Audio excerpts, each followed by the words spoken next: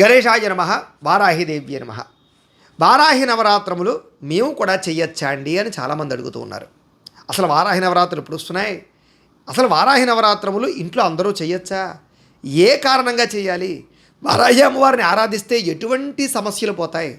ఎటువంటి దుఃఖాలు ఉన్నవారు, ఎటువంటి సమస్యలతో ఇబ్బంది పడేవారు వారాహి నవరాత్రములు చేయాలి? ఒకవేళ చేస్తే దానికి నియమనిష్టలేంటి, ఆచార వ్యవహారాలేంటి, ఎటువంటి జాగ్రత్తలు తీసుకోవాలి, దీనికి సంబంధించినటువంటి పూజా విధానం ఏంటి, ఇలాంటి అనేక రకాల సందేహాలన్నిటికీ కూడా ఇప్పుడు మనం సమాధానాన్ని తెలుసుకునే ప్రయత్నం చేద్దాం. ఎందుచేతనంటే వారాహి అంటే చాలామందికి పూర్వకాలంలో తెలిసేది కాదు. కానీ ఓ 4-5 సంవత్సరాల నుంచి విపరీతంగా ప్రచారం పెరిగిపోయింది. ఈవిడ ఎవరో కాదు, లలిత అమ్మవారి యొక్క సైన్యాధ్యక్షురాలు. ఈవిడే దండనాథ అని పిలుస్తూ ఉంటారు. అంటే అమ్మవారు ఆజ్ఞాపన చేస్తే ఎవరినైనా సరే వేసేసి వచ్చేస్తుంది అమ్మవారు. ఎన్నో రకాల యుద్ధాలు చేసింది. అంచేత బండాసురుని వాళ్ళందరినీ కూడా సంహారం చేసింది. అంచేత చాలా శక్తివంతమైన అమ్మవారు, ఆషామాషి ఏం కాదు.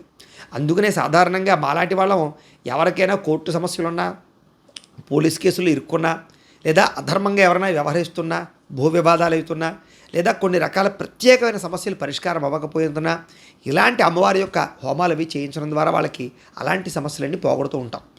అయితే ఇవన్నీ కూడా మాలాంటి ఉపాసనాపురులు మాత్రమే చేసేవారు. మేమందరం కూడా చాలా రహస్యంగా, గుప్తంగా దానికి సంబంధించిన మూలమంత్రాలతోటి, దానికి ఆరాధనా విధానంతో చేస్తూ ఉంటాం అనమాట. అయితే ప్రస్తుత కాలంలో ఇళ్లలో కూడా చాలామంది ఈ వారాహి అమ్మవారిని ఆరాధన చేయాలని తపన పడుతున్నారు, చేస్తున్నారు చాలామంది. చాలామంది అయితే ఈ మధ్యకాలంలో ప్రతి హోటల్కి, ప్రతి వ్యాపార సంస్థలకి అమ్మవారి పేరు పెట్టేశారు. అయితే విశేషం ఏమిటో తెలుసా మీకు?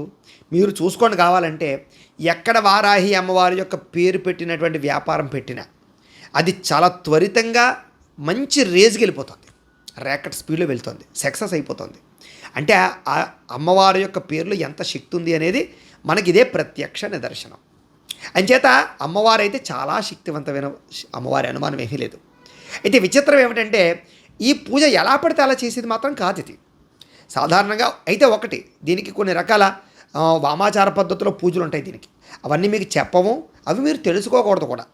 ఎందుకండి అంటే అవి ఇప్పుడు అణు సైంటిస్టే అణుబాంబుకి సంబంధించినటువంటి వ్యవహారాలు ముట్టుకోవాలి. మనకు లాంటి వాడు ఎవడ పడితే వాడు వెళ్ళి దాన్ని వ్యవహారం చేసామనుకోండి, మనం పోతాం. అలాగే గనకి సంబంధించిన విషయంలో కూడా అలవాటు ఉన్నవాడే పేల్చాడు. ఇలా పోతే ఎవడ పడితే వాడు పేలిస్తే ఎక్కిపెట్టేది ఒకటికైతే పడేది ఇంకోటి పడుతుంది బుల్లెట్. ఇలాగేంటంటే ఇవన్నీ ప్రయోగాలు ప్రమాదకరమైనవి. అంచేత వాటి జోలికి ఎవరు పడితే వాళ్ళు వెళ్ళకూడదు. అలా అని అమ్మవారిని ఆరాధన చేయకూడదా, పూజ చేయకూడదా, మేము అసలు అమ్మవారి పేరే పలకకూడదా, కొంతమంది చెప్తున్నట్టుగా అసలు అమ్మవారిని అసలు స్మరించకూడదా, ఇవన్నీ కాదండి. అమ్మ ఎవరికైనా సరే అమ్మే. అమ్మ అంటే ఏంటంటే అమ్మలో అనేక రకాల కోణాలు ఉంటాయి. మనం బాగున్నాం అనుకోని ముద్దు పెడుతుంది, మనకు ఆకలేస్తే అన్నం పెడుతుంది, మనం పిచ్చి వేషాలు వేస్తే 2 దండిస్తుంది.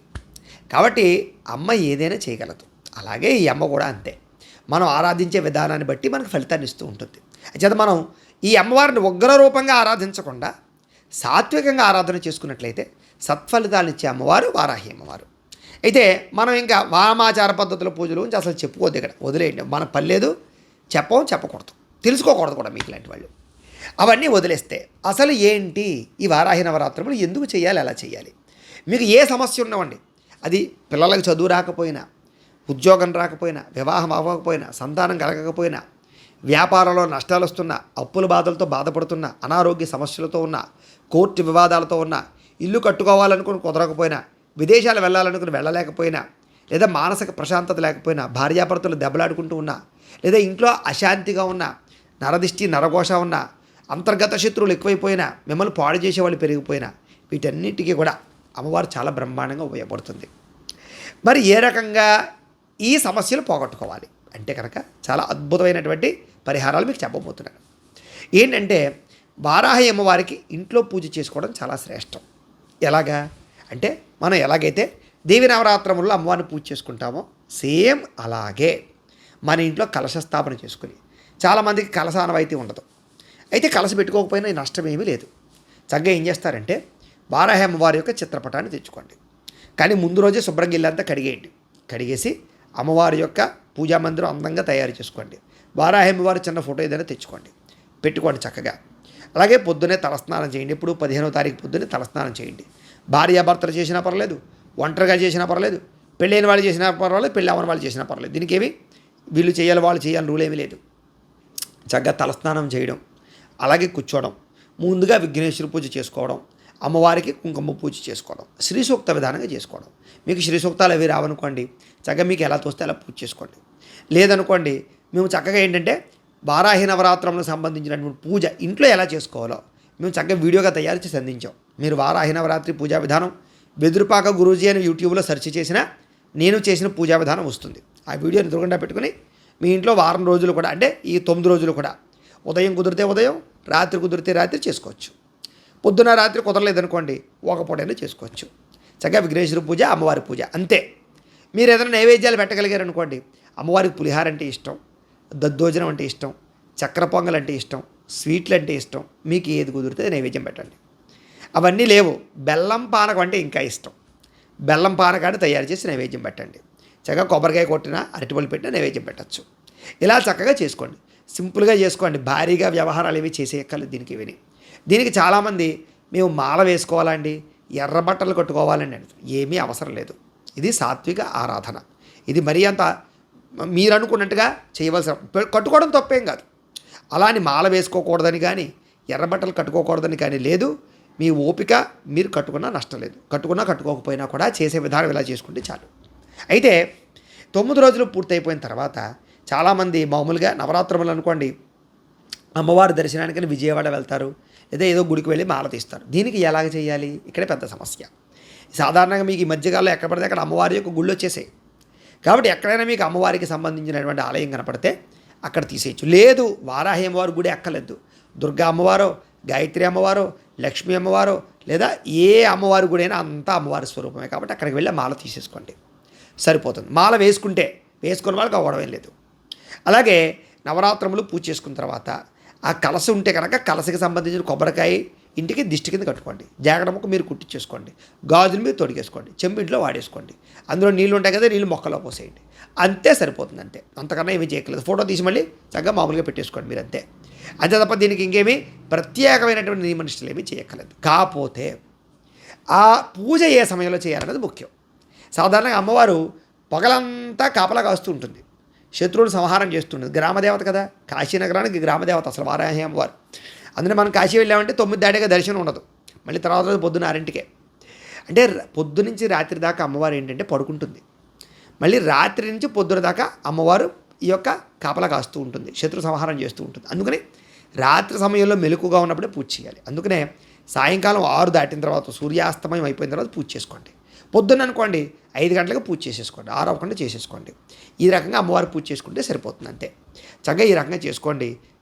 అంతేకాదు, ఈ వారాహి అమ్మవారి యొక్క పూజలో ఉండే గొప్పతనం ఏమిటి అయ్యానంటే కనుక, ఎవరైతే పూజ చేస్తున్నారో వాళ్ళ కుటుంబంలో ఉండే ఎవ్వరికి ఏ ఆపద ప్రమాదము రానివ్వదు, మృత్యుగండాలు లేకుండా చేస్తుంది, ఆపదలు తొలగిస్తుంది. కాబట్టి నేను చెప్పిన విధానంలోనే చేసుకోండి.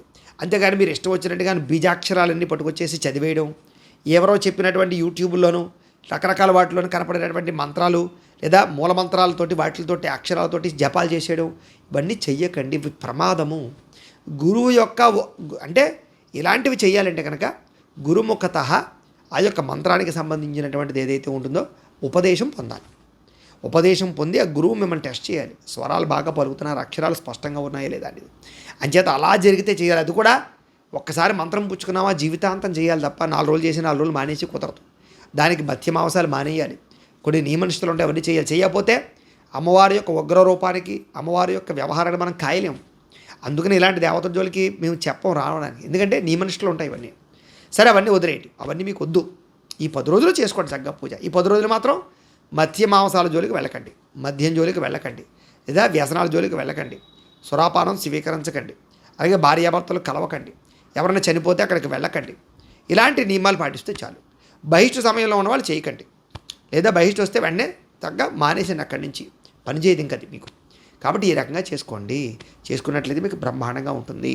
అంతేకాదు, మేము మా పీఠంలో కూడా ఏంటంటే జూలై 15వ తారీఖు నుంచి 25వ తారీఖు దాకా, 23వ తారీఖు దాకా కూడా వారాహి సహిత సుదర్శన యాగాన్ని చేస్తున్నాం. ఈ సందర్భంగా ఏంటంటే ప్రతిరోజు విఘ్నేశ్వర పూజ, పుణ్యాహవాచనము, వారాహి సహిత నవగ్రహ మండపారాధన, అమ్మవారికి రోజు అభిషేకాలు, వారాహి సహిత సుదర్శన మంత్రాన్ని, మూలమంత్రాన్ని జపం చేయించడము, వారాహి సహిత సుదర్శన హోమము, మృత్యుంజయ హోమము, నవగ్రహ హోమాలు ఇవన్నీ చేయించి ఇలాంటి కరుంగిలి మాలలు ఉంటాయి. వీటిని అమ్మవారి దగ్గర పెట్టి పూజ చేస్తున్నాం, ఒరిజినల్ కరుంగిలి మాలని. అంతేకాదు ఇలాంటి వారాహి యంత్రాన్ని కూడా అమ్మవారి దగ్గర పెట్టి పూజ చేస్తున్నాం. పూజ చేసి ఈ యంత్రాన్ని, ఈ కరుంగిలి మాలని మీకు ప్రసాదంగా పంపించడం జరుగుతుంది. ఈ యంత్రం ఎక్కడైతే ఉంటుందో అది ఇంట్లో కావచ్చు, వ్యాపారం చేసే చోట కావచ్చు, డబ్బుకు లోటు ఉండదు, అప్పుల బాధలు పోతాయి, నరదిష్టి ఉండదు, నరఘోష ఉండదు, శత్రుఘోష ఉండదు. అంతేకాదు సకల శుభకార్యాలు జరుగుతాయి, కార్యజయం కలుగుతుంది, వ్యాపార వృద్ధి కలుగుతుంది. ఈ మాల ఎవరైతే ధరిస్తారో వాళ్ళకి కూడా సకల కార్యాలు యందు విజయం కలుగుతుంది, ఐశ్వర్యప్రదం, డబ్బును ఆకర్షిస్తుంది. అది మనకున్న మృత్యుగండాల్ని, దోషాలని పోగొడుతుంది, ఎటువంటి ప్రమాదాలని, అనారోగ్య సమస్యల్ని రానివ్వకుండా చేస్తుంది. అనేక రకాల ప్రయోజనాలు ఉన్నాయి ఈ యొక్క మాల, ఈ యొక్క యంత్రము ఇంట్లో ఉండడం వల్ల, మీ దగ్గర ఉండడం వల్ల. కాబట్టి మీ గోత్రము, మీ పేర్లు, మీ ఇంటి అడ్రస్సు, పిన్ కోడ్ నెంబర్తో సహా, అలాగే మీకు ఏదైనా సమస్య ఉంటే సమస్య మాకు కింద కనపడుతున్నటువంటి ఈ వాట్సాప్ నెంబర్కి చక్కగా మీరు మెసేజ్ పెట్టినా పర్వాలేదు, ఫోన్ చేసినా సరే మీ గోత్రాల పేర్లు మేము రాసుకుంటాం. లేదా 99968099 నెంబర్ కానీ, 9169090777 నెంబర్ కానీ, అలాగే 9169057777 ఈ నెంబర్కి కానీ మీరు వాట్సాప్ చేయొచ్చు. లేదా మాకు ఫోన్ చేసినా సరే మేము చక్కగా రాసుకుని ఈ కార్యక్రమాలు ఇవి చేయించి మీకు ప్రసాదాల ద్వారా ఈ యొక్క యంత్రాన్ని, కరుంగిలి మాలని పంపిస్తాం. అంతేకాదు ఈ పూజ అంతా పూర్తయ్యాక పూజకి సంబంధించిన వీడియో కూడా మీకు వాట్సాప్ ద్వారా లింక్ పంపించే ప్రయత్నం చేస్తాం. దీనికి అయ్యే రుసుము 2000 రూపాయలు మాత్రమే. కాబట్టి అవకాశం ఉన్న ప్రతి ఒక్కరు కూడా చక్కగా మేము చేసేటటువంటి ఈ యాగంలో కూడా పాల్గొన్నట్లయితే కనుక మీకు అతి త్వరితంగా జాతకంలో ఉండే దోషాలు పోవడము, ముఖ్యంగా రాహుదోషం ఉన్నా, కుజదోషం ఉన్నా, శని దోషం ఉన్నా ఈ యొక్క పూజలు బాగా పనిచేస్తాయి. అంతేకాదు మీ జీవితంలో ఎటువంటి దుఃఖం అనుభవిస్తున్నా, సమస్య ఉన్నా, కుటుంబ కలహాలున్నా త్వరితంగా రిజల్ట్ ఇస్తుంది అమ్మవారు. కాబట్టి చాలా శక్తివంతమైనటువంటి పూజ. అందులో మేము చేసేటటువంటిది కొంచెం చాలా విశేషంగా చేస్తూ ఉంటాం కాబట్టి పీఠాల్లో, కాబట్టి ఫలితం బాగుంటుంది.